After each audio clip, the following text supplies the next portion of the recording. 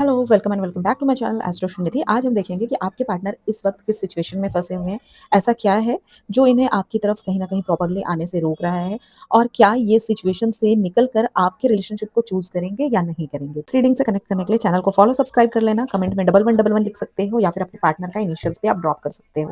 ठीक है, जल्दी से अपने पार्टनर का फेस विजुअलाइज़ करने की कोशिश कीजिए या फिर कोई भी मेमोरी विजुअलाइज़ करने की कोशिश कीजिए। फर्स्ट कार्ड है 7 ऑफ पेंटिकल्स, सेकंड है 8 of swords, third night of pentacles, fourth 10 of wands and bottom of the deck पे है क्वीन ऑफ पेंटिकल्स। देखिए, यहाँ ना आपके पार्टनर सच में फंसे हुए दिख रहे हैं मुझे। मतलब सबसे पहले जो सिचुएशन दिख रही है ना यहाँ पे वो ये है कि ये पर्सन काफ़ी टाइम से किसी चीज़ को ठीक करने में या फिर ठीक होने का वेट कर रहे थे, लेकिन चीज़ें इनके हिसाब से हो नहीं रही थी। एंड आप में से कुछ लोगों के पार्टनर पैसा, जॉब या फिर करियर को लेकर कहीं न कहीं बहुत ज़्यादा फंसे हुए मुझे दिखाई दे रहे हैं। कहीं पे इनका पैसा अटका हुआ हो सकता है या फिर जॉब में प्रॉब्लम चल रही हो सकती है या फिर फैमिली की रिस्पॉन्सिबिलिटी इनके ऊपर बहुत ज़्यादा है। ठीक है? घर का खर्च, पेरेंट्स की रिस्पॉन्सिबिलिटी, लोन या फिर काम का प्रेशर बहुत ज़्यादा मुझे दिखाई दे रहा है। एंड कुछ लोगों के केस में ये सब कुछ एक साथ में ही चल रहा है, सारी चीज़ें चल रही हैं। एंड अगर मैं बोलूँ तो कुछ लोगों के रिलेशनशिप या फिर कुछ लोगों के जो पार्टनर हैं, उनकी फैमिली में इनको कहीं न कहीं बाँध के रखा हुआ है। ये आपसे रिलेशनशिप चाहते हुए भी ना अपने मन का डिसीज़न नहीं ले पा रहे। शादी कहीं और फिक्स करने का प्रेशर हो रहा है इनके ऊपर में या फिर प्रेशर बनाया जा रहा है। फैमिली किसी और को कहीं न कहीं प्रेफ़र कर रही है, ठीक है? एंड या फिर इनके घर में कोई ऐसा पर्सन है जिसके अगेंस्ट ये जाना नहीं चाहते हैं, ठीक है? जो इनको प्रेशर कर रहा है और उनके अगेंस्ट ये जाना नहीं चाहते हैं। एंड जहाँ पे आपके रिलेशन में अगर थर्ड पार्टी है, जो भी आप देख रहे हो, तो वहाँ ना ये सिचुएशन मुझे ईज़ी नहीं दिख रही है, जिनके भी रिलेशन में थर्ड पार्टी इन्वॉल्वमेंट है। ये पर्सन उस रिलेशनशिप में ना खुश तो नहीं दिख रहा है, लेकिन उससे निकल भी नहीं पा रहा है। स्पेशली अगर मैरिज में इन्वॉल्व्ड है, बच्चे हैं, पैसा या प्रॉपर्टी साथ में दिखाई दे रहा है मुझे या फैमिली, दोनों की फैमिली इन्वॉल्व्ड है, तो ये इंसान वहाँ से निकल नहीं पा रहे हैं। एंड कुछ लोगों के पार्टनर ने ना खुद ही अपनी सिचुएशन बहुत ज़्यादा कॉम्प्लिकेटेड की हुई है। हर चीज़ को डिले किया है इन्होंने। थोड़ा वेट करो, अभी टाइम सही नहीं है, पहले ये सेटल हो जाए, पहले वो सेटल हो जाए, फिर देख लेंगे, ठीक है? एंड आप वेट कर रहे हो और ये पर्सन कहीं न कहीं डिले कर रहे हैं चीज़ों को। आप सोच रहे हो कि डिसीज़न लेकर आगे बढ़ते हैं, बट ये डिले कर रहे हैं चीज़ों को। मतलब कि आप वेट करते जा रहे हो कि कब डिसीज़न आएगा और ये जो है ना आपके पार्टनर वो डिसीज़न को आगे बढ़ाते जा रहे हैं, आगे बढ़ाते जा रहे हैं। तो इसलिए अगर आप सोच रहे हो कि ये मुझे चूज़ क्यों नहीं कर रहे हैं, क्यों नहीं कर रहा है? अच्छा हाँ, एक चीज़ और, ये रीडिंग टाइमलेस है, कलेक्टिव है, जेंडर न्यूट्रल है और सभी ज़ोडिएक साइन के लिए है, ठीक है? तो करता है, करती है पे ध्यान मत दीजिएगा। तो अगर आप सोच रहे हो कि ये मुझे चूज़ क्यों नहीं कर रहा है, कर रही है, तो सिर्फ़ यहाँ पे फीलिंग्स प्रॉब्लम नहीं है। इनके ऊपर ऑलरेडी इतना कुछ है ना कि ये एक और बड़ा डिसीज़न लेने से कहीं न कहीं डर रहे हैं। लेकिन यहाँ पे एक चीज़ और मुझे दिख रही है, ये स्लो हैं। लेकिन रिलेशनशिप को कंप्लीटली छोड़ भी नहीं पा रहे, मतलब छोड़कर आगे नहीं जा पा रहे या फिर बोलते हैं ना कि नहीं चाह रहे हैं फिर भी कंप्लीटली छोड़कर भी नहीं बैठे हुए हैं। ये कहीं न कहीं थोड़ा बहुत एफर्ट लगा रहे हैं एंड आपको लेकर कुछ करना चाहते हैं। बस इनका जो स्पीड है ना वो बहुत स्लो है, आप परेशान हो जा रहे हो, ठीक है? ये चीज़ें बहुत स्लो है एंड यहाँ पे देखिए बॉटम पे क्वीन ऑफ पेंटिकल्स की एनर्जी दिख रही है। तो कोई फीमेल भी यहाँ पे इम्पोर्टेंट हो सकती है, मदर हो सकती है, वाइफ हो सकती है, अगर आप लोग किसी मैरिड इंसान के साथ रिलेशनशिप में हो तो। या फिर कोई कोई एल्डर फीमेल या फिर फैमिली की कोई वुमन है जिनकी रिस्पॉन्सिबिलिटी या फिर जिनकी बात जो है ना आपके पार्टनर के डिसीजन में बहुत ज़्यादा मैटर करती है, ठीक है? जहाँ थर्ड पार्टी है, मैरिज है, तो यहाँ पे उनकी वाइफ भी ये हो सकती है, ठीक है? तो अभी अगर मैं डायरेक्ट आंसर बोलूँ ना तो हाँ, ये पर्सन बहुत ज़्यादा फँसे हुए हैं, लेकिन सिर्फ सिचुएशन इनको नहीं रोक रही है, ठीक है? इनका खुद ये डिसीज़न नहीं ले रहे हैं, तो ना ही ले पा रहे हैं, ये भी बहुत बड़ी प्रॉब्लम है, ठीक है? कि ये खुद से डिसीज़न नहीं ले पा रहे हैं। ये भी बहुत प्रॉब्लम क्रिएट कर रही है आपके रिलेशन में और अगर ये ऐसा ही वेट करते रहे ना, तो कहीं न कहीं आपका रिलेशनशिप और ज़्यादा डिले हो जाएगा, आपके रिलेशनशिप में चीज़ें और डिले होंगी। तो देखो, अब मुझे यहाँ पे देखना है ना कि सबसे बड़ा ब्लॉकेज एग्ज़ैक्टली क्या है, ठीक है? फैमिली है, पैसा है, थर्ड पार्टी है या फिर मैरिज या फिर खुद इस इंसान का डर है, ठीक है? ये चीज़ देखते हैं कि क्या है। एक ही कार्ड लूँगी मैं। ओके, फर्स्ट कार्ड है settling and bottom of the deck पे है अनवर्दी। देखिए, यहाँ ना और सारी चीज़ें क्लियर हो गई। लाइक यहाँ ना ये पर्सन जहाँ भी फँसे हुए हैं, वहाँ खुश नहीं है, लेकिन फिर भी वहीं पे बैठे हुए हैं। जहाँ थर्ड पार्टी है आपके रिलेशन में या फिर ये इंसान ऑलरेडी मैरिड है, वहाँ कुछ लोगों के पार्टनर ना सिर्फ़ इसलिए रिलेशन नहीं तोड़ पा रहे ना, क्योंकि बहुत कुछ वहाँ पे जुड़ा हुआ दिखाई दे रहा है मुझे। फैमिली हो सकती है, इनके बच्चे हो सकते हैं, पैसा हो सकता है, मतलब दिल खुश नहीं दिख रहा है इनका, बस निकल नहीं पा रहे हैं वहाँ से।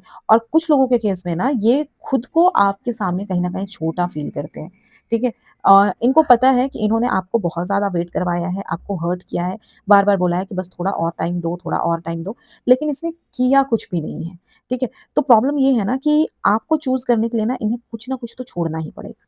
और वही करने में ना इनकी कहीं न कहीं हालत बहुत ज़्यादा ख़राब हो रही है, ठीक है? तो मतलब क्या बोलूँ, चीज़ें ठीक नहीं है, ये छोड़ना नहीं चाह रहे, ठीक है? तो अभी तक मुझे ये पर्सन आपको छोड़ते हुए तो नहीं दिख रहे हैं, बल्कि अपनी सिचुएशन से निकलने में अटके हुए लग रहे हैं, ठीक है? ये इंसान आपको छोड़ेंगे तो नहीं, लेकिन अपने सिचुएशन में बहुत ज़्यादा फँसे हुए दिख रहे हैं। एंड चलो अब ना मैं चेक करती हूँ क्लैरिफाइंग लाइफ सिचुएशन ओरेकल से कि इसमें एक्चुअली होने क्या वाला है, आगे क्या होगा, ठीक है? आगे क्या होगा? ये जो सिचुएशन है ना, इसमें एक्चुअली होने के वाला क्या है? क्या होगा आगे? एक ही कार्ड लूँगी मैं, आगे क्या होगा? Going forward and bottom of the deck पे है ओपन डोर्स। देखिए, अब यहाँ ना ये पर्सन ज़्यादा टाइम तक अगर मैं बोलूँ तो अटके हुए नहीं रहने वाले हैं, ठीक है? कुछ ना कुछ चेंज करने का सोच रहे हैं ये। जहाँ फैमिली का प्रेशर है, वहाँ कहीं न कहीं घर में बात करेंगे, जहाँ जॉब, पैसे की प्रॉब्लम है, वहाँ कोई नया ऑप्शन देख सकते हैं ये इंसान और जहाँ मैरिज या थर्ड पार्टी है, वहाँ भी मतलब ये सोचेंगे कि ऐसा कब तक चलेगा, चीज़ें कब तक चेंज नहीं होगी, मैं ऐसे में कब तक फँसा रहूँगा या फँसी रहूँगी। तो ये बात इनकी माइंड में आने वाली है या फिर ऑलरेडी आ चुकी है। लेकिन एक बात है यहाँ पे कि इनके सामने ना एक से ज़्यादा रास्ते हैं। इसलिए ये तुरंत अगर मैं बोलूँ तो ये बोलना कि ये सब छोड़कर सीधा आपको चूज़ कर लेंगे तो सही भी नहीं होगा, क्योंकि ये ऐसा नहीं करेंगे कि सब कुछ छोड़कर डायरेक्टली आपको चूज़ कर लेंगे। पहले ये अपनी सिचुएशन से निकलेंगे या फिर निकलने का रास्ता देखेंगे। उसके बाद ही ये कहीं न कहीं कोई मूवमेंट करेंगे या फिर क्योंकि उसके बाद ही मुझे यहाँ पे मूवमेंट दिख रही है। मतलब ये वहीं तो बैठे नहीं रहेंगे। मैं देखती हूँ ना कि आपकी तरफ आएँगे या कोई और रास्ता चूज़ करेंगे ये इंसान, ठीक है? आपको चूज़ करेंगे या आपको चूज़ नहीं करेंगे। ट्रू इमोशनल डेक से मैं चेक कर लेती हूँ कि ये आपको चूज़ करेंगे या नहीं करेंगे। Queen B and bottom of the deck पे है स्पेल लव। देखिए, यहाँ ना आपकी एनर्जी चेंज हो चुकी है। पहले आप इस पर्सन के पीछे बहुत गए हो, वेट किया है इस इंसान का, बहुत ज़्यादा समझाया है, लेकिन अब आप ना कहीं न कहीं अपने काम पे पैसे खर्च कर रहे हो, पैसे कमाने पे काम कर रहे हो, अपनी लाइफ़ पे आ रहे हो, अपनी लाइफ़ को अपने तरीके से जीने की कोशिश कर रहे हो और ये पर्सन आपका ये चेंज देख रहे हैं। एंड यहाँ पे देखिए स्पेल लव की एनर्जी आ रही है, तो आप में से कुछ लोगों ने पार्टनर के ऊपर लव स्पेल किया है, रिकंसिलिएशन स्पेल किया है या फिर कम्युनिकेशन के लिए कोई रिचुअल करवाया है। या खुद आपने मैनिफेस्टेशन किया है।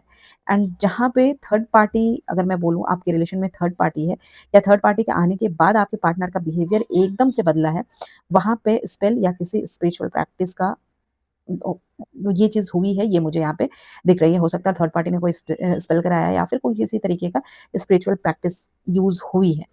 और हाँ, यहाँ पे एक और चीज़ दिख रही है, ये पर्सन आपसे कंप्लीटली निकल नहीं पा रहे हैं। आपकी तरफ कहीं न कहीं खिंचाव है इनको और जो सिचुएशन इनको रोक रहा है या फिर रोक कर बैठी है, उससे बाहर आने का भी ये इंसान बहुत ज़्यादा सोच रहे हैं। अब बस ये यहाँ पे हम लोगों को ना ये देखना है कि ये इंसान आपको चूज़ करके एक्चुअल स्टेप कब लेंगे, ठीक है? तो चलो देखते हैं ये इंसान आपको चूज़ करके एक्चुअल स्टेप कब लेंगे।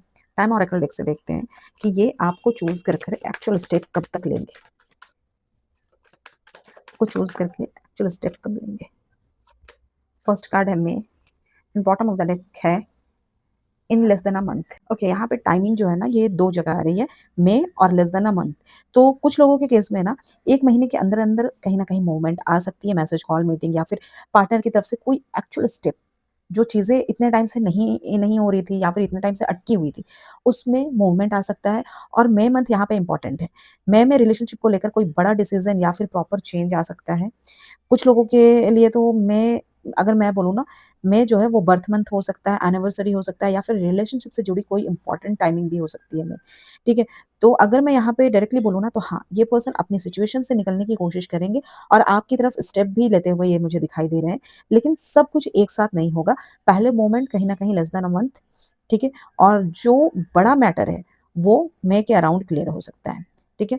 तो रीडिंग अगर आपको क्लेम करना चाहते हो, तो चैनल को फॉलो, सब्सक्राइब कर कर वीडियो को 3 लोगों को शेयर कर दो एंड रीपोस्ट कर दो। एंड हाँ, अपने लिए अगर स्पेसिफिक गाइडेंस चाहते हो तो स्क्रीन पे नंबर अवेलेबल है, वहाँ से आप मुझसे कॉन्टैक्ट कर सकते हो। Thank you so much, take care and love you guys.